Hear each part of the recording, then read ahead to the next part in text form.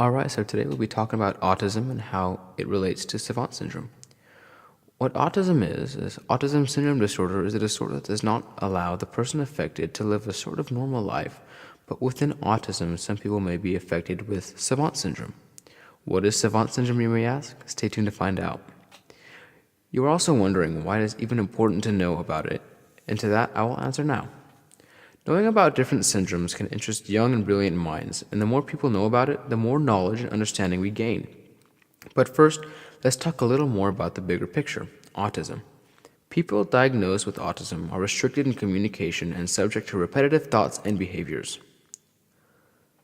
The process for a child or toddler to be diagnosed with autism is that the parents will visit their pediatrician and they'll have the parents fill out a checklist to determine the outcome.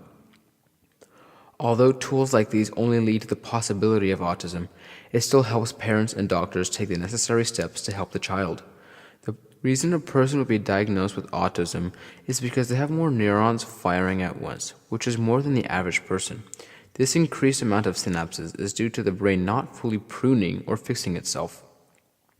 Autism does not affect just one side of the brain, but the brain as a whole.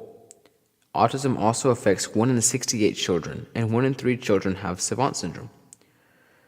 So Savant Syndrome is a syndrome where the child has a special skill or talent, but not excelling in other areas. Savant Syndrome can include being very good in mathematics, the arts, or in music. For some children, the special skill is not limited to one of these areas. Similar to autism in a way, Savant Syndrome has a spectrum of its own, the most common form being splinter skills. Splinter skills allows the child affected, for example, to memorize all the license plates of the cars they see, or being able to easily identify an out-of-place Lego in a large Lego sculpture.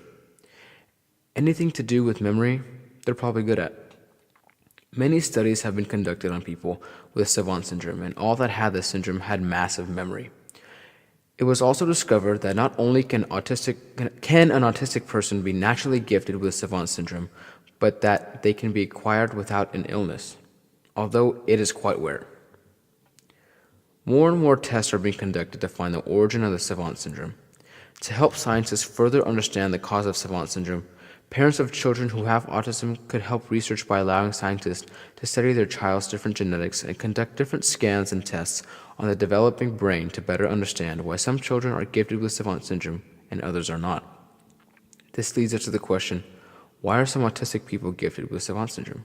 Although we don't have the full answer as of right now, scientists are continuing their research to find out where it comes from and how we can better understand it.